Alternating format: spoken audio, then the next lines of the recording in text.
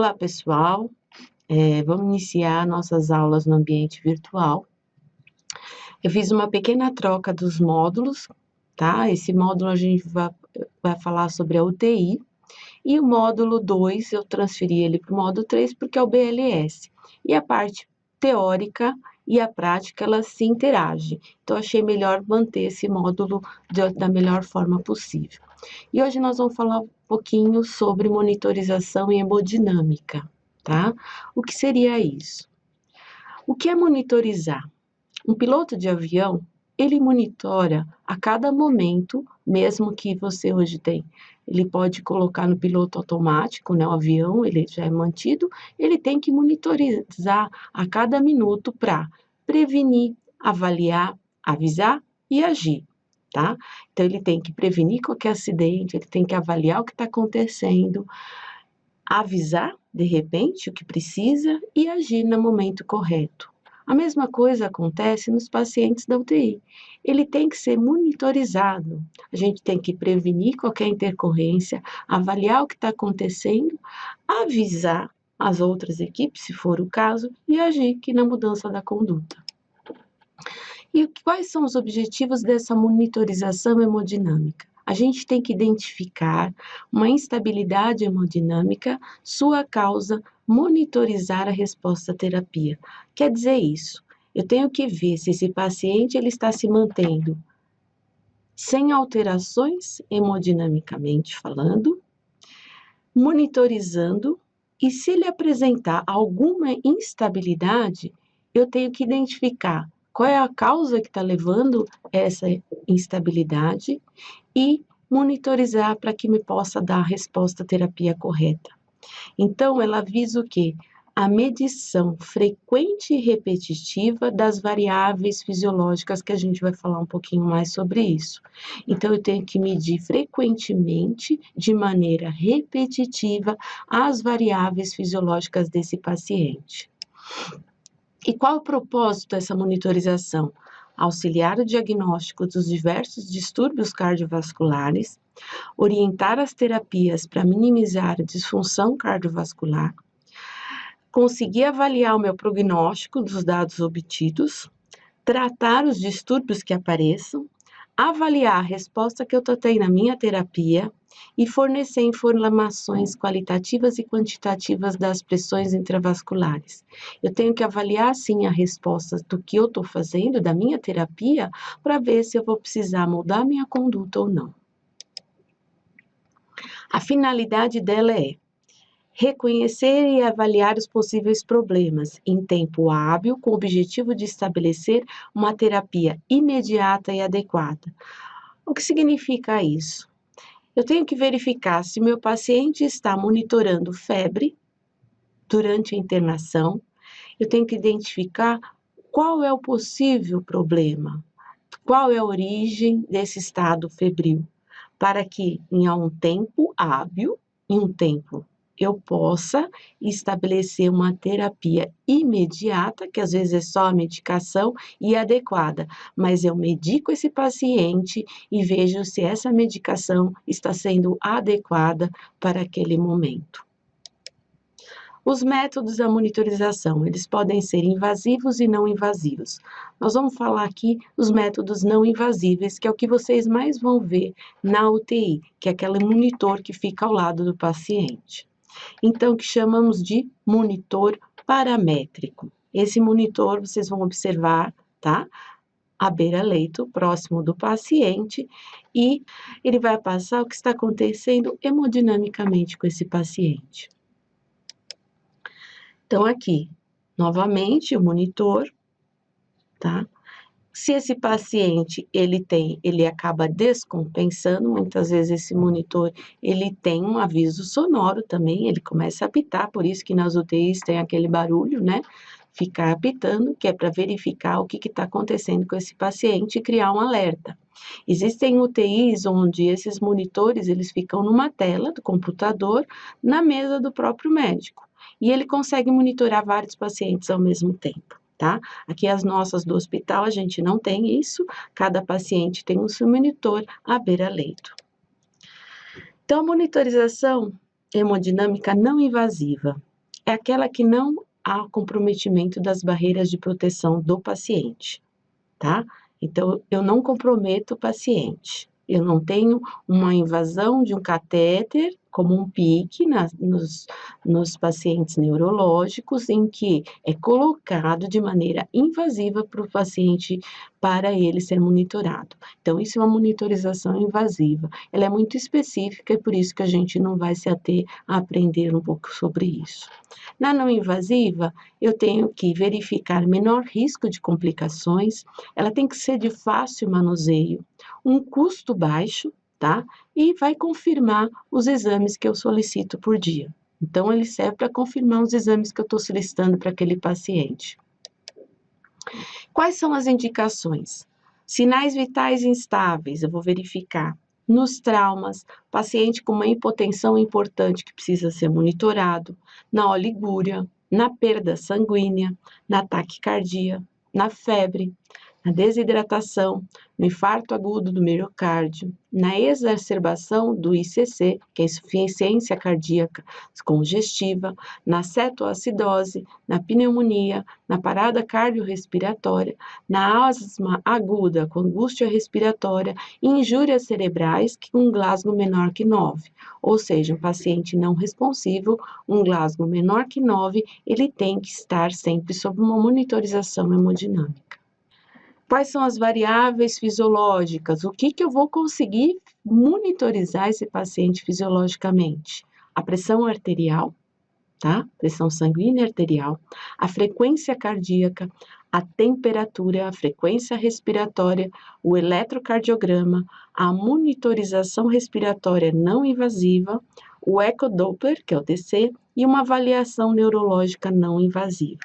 Os sinais vitais são variáveis simples e comuns utilizadas na unidade de internação. Eu falei um pouquinho para vocês sobre os sinais vitais no módulo anterior, quando eu falei um pouco de exame clínico, né? Então, dentre eles, a gente tem a frequência cardíaca, a temperatura, a frequência respiratória e a pressão arterial. Sinais vitais, a gente tem que sempre monitorar, tanto num paciente que UTI, um paciente em enfermaria, a gente normalmente acaba fazendo uma monitorização dos sinais vitais. Um paciente que dá entrada num pronto-socorro, aquela triagem, o que é verificado na triagem? Os sinais vitais, frequência, temperatura, frequência respiratória e pressão arterial, tá? E como que é a monitorização eletrocardiográfica contínua? Então, para que serve essa monitorização? É como se ele estivesse de maneira contínua fazendo um eletrocardiograma, tá? E ele serve para quê? Para detectar qualquer anormalidade no ritmo e na frequência cardíaca. Então, aqui no primeiro quadradinho ali do nosso monitor, a gente tem aqui o ECG, que é o eletrocardiograma. Vocês vão ter uma aula sobre eletrocardiograma no próximo módulo, quando a gente falar de urgência e emergência.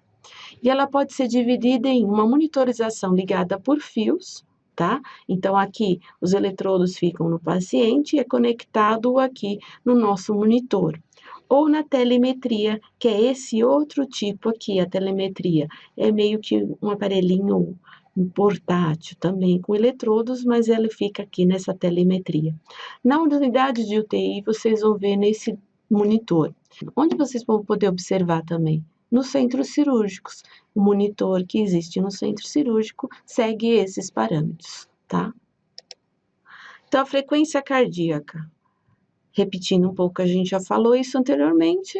A normocardia é uma frequência normal, dentro de 60 a 100 batimentos por minuto no adulto.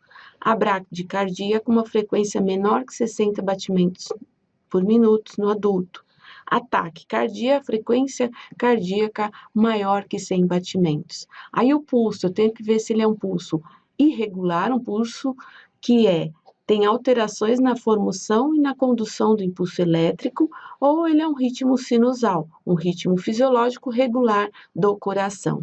Os ritmos anormais, quando eu percebo que o ritmo da onda está anormal, eu posso ter uma arritmia, eu posso ter uma cardiopatia isquêmica ou eu posso ter uma insuficiência cardíaca, tá? Essa parte dos pulsos e dos ritmos, vocês vão aprender na aula de eletrocardiograma. A pressão arterial.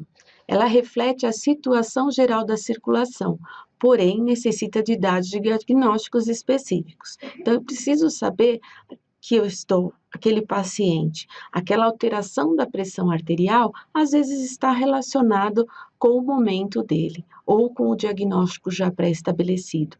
Ela refere-se à pressão que o sangue exerce dentro das artérias. Está associada ao volume de sangue ou ao sistema circulatório, tá? Então, as aferições aqui da nossa pressão arterial. Então, a pressão arterial. O que é a pressão arterial?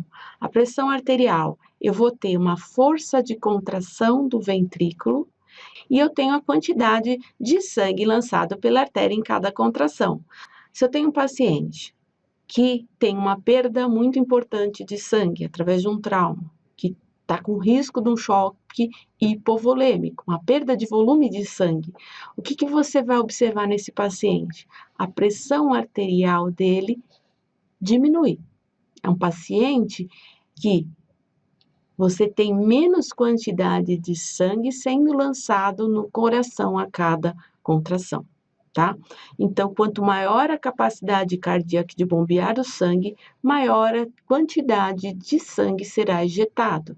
Eu tenho um paciente com comprometimento na minha capacidade cardíaca.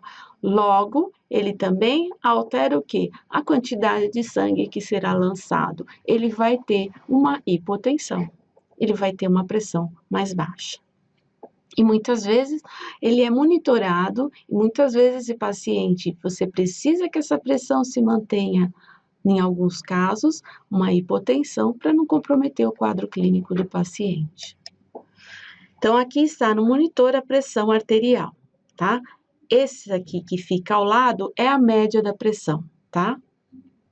Aqui é um outro monitor. Então, onde você tem aqui o eletrocardiograma, frequência cardíaca, pulso cardíaco, saturação de oxigênio, pressão diastólica e sistólica é a média, tá? Frequência respiratória, temperatura e curva plastimográfica.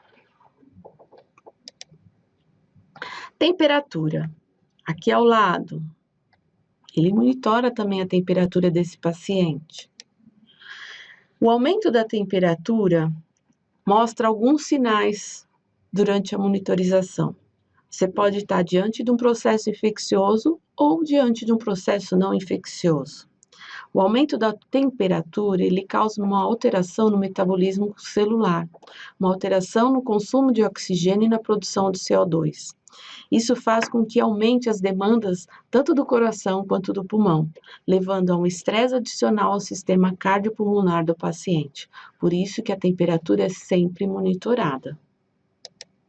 Frequência respiratória. Esse outro quadradinho aqui. A frequência respiratória, ela avalia na frequência os movimentos respiratórios por minutos, é um catéter, ele pode ser superficial e profundo, e avalia o ritmo, se ele é regular ou irregular, tá? Ele varia o ritmo da sua respiração. A respiração é um mecanismo em que o organismo utiliza para as trocas de gases entre a atmosfera e o sangue, bem como entre o sangue e as células, tá? Se eu tenho a ventilação, eu tenho que ter perfusão, eu tenho que ter difusão e a difusão também tem que ventilar. A ventilação, ela pode ser entre o ar ambiente, tá? Essa troca de gases entre o ar ambiente e o paciente, mas nesses casos dos pacientes em UTI, muitas vezes na UTI essa troca é feita pela ventilação mecânica. Quem está ventilando o paciente nada mais é do que o aparelho, tá? Então, aqui é a frequência respiratória no neonatal, no lactente, no pré-escolar, na criança, no adolescente e no adulto. Isso é uma média, tá? Que também eu já tinha falado um pouquinho sobre no módulo anterior. E quais são os comprometimentos respiratórios que esse paciente pode apresentar? Uma cianose, uma inquietação, uma dispneia, uns sons respiratórios anormais. Isso tudo tem que ser observado, tá? Respiratória não invasiva. Paciente em estado crítico, ele sofre vários distúrbios circulatórios e isso altera toda a perfusão e oxigenação dos tecidos, por isso que também verifica a coloração da ponta dos dedos desses pacientes. Os parâmetros que a gente tem que monitorizar é a gasometria arterial, que é um método invasivo, é a coleta do sangue para verificar a gasometria. A oxigenação, que é através do oxímetro de pulso, uma medição transcutânea de oxigênio, e a ventilação, que é a capnografia, é uma medição também transcutânea de gás carbônico. A respiração não invasiva. O oxímetro de pulso, ele detecta a presença da hipoxemia, tá? Pacientes com distúrbios importantes, né, respiratórios que estejam sobre ventilação mecânica. Em oxigenoterapia, em pacientes com deficiência neurológica que pode afetar a respiração. Então, muitos pacientes neurológicos, eles não conseguem respirar espontaneamente. Então, eles precisam, às vezes, de estarem sob ventilação mecânica. Pacientes em que você diminui sedação, e eu vou falar um pouquinho sobre isso, em que você está deixando ele respirar espontaneamente. O que é isso? Você deixa ele sob ventilação mecânica e você começa a tirar um pouco a sedação e ver como ele responde a essa respiração espontânea, tá? No oxímetro de pulso, a gente está vendo o quê? A saturação de oxigênio. O que é isso? É a quantidade da hemoglobina ligada ao oxigênio. Isso é extremamente importante. Onde a gente tem que observar bastante isso também? Nos pacientes em que vocês vão no centro cirúrgico, o monitor está mostrando também o oxímetro de pulso, que ele fica... que esse paciente fica conectado e ele vai dando sempre a quantidade de oxigênio que está presente na hemoglobina. O oxímetro de pulso, embora a oximetria não substitua a medição da gasometria arterial, que é extremamente importante, então, numa UTI, normalmente ele existe lá um monitor marcando o oxímetro de pulso e também é colhida a gasometria arterial, que é observado que dentro do sangue você verifica os níveis de oxigênio e de CO2. E ela é extremamente importante para quê? Para detectar alterações súbitas na saturação de oxigênio. Isso daqui ela é mais minucioso e ela é muito utilizada nos pacientes na UTI. Os valores normais da saturação de oxigênio são 95 a 100%. Os valores inferiores a 85% indicam que os tecidos não estão recebendo oxigênio suficiente e o paciente precisa de uma avaliação adicional. A ventilação, que é a capnometria, é a possibilidade do monitor, a cada ciclo respiratório, mostrar a concentração de CO2 do ar expirado no final da expiração, certo? A capnometria ela é utilizada como parâmetro para indicar o quê? Uma acidose respiratória incipiente e como ferramenta no auxílio do desvâmito do ventilador. O que quer dizer isso? Tanto o oxímetro como a capnometria, ela é importante para verificar se o paciente já está conseguindo fazer essa troca gasosa, esse controle de CO2 e oxigênio, para que ele consiga sair do ventilador mecânico. A capnometria, ela mostra também essa curva, certo? De CO2. Então, eu tenho possibilidade de monitorizar a cada ciclo respiratório e a concentração do CO2 do ar expirado no final da expiração. Esse ar expirado, muitas vezes, do ventilador. Ela é utilizada como parâmetro para indicar principalmente a acidose respiratória incipiente e ferramenta no auxílio do desmame do ventilador.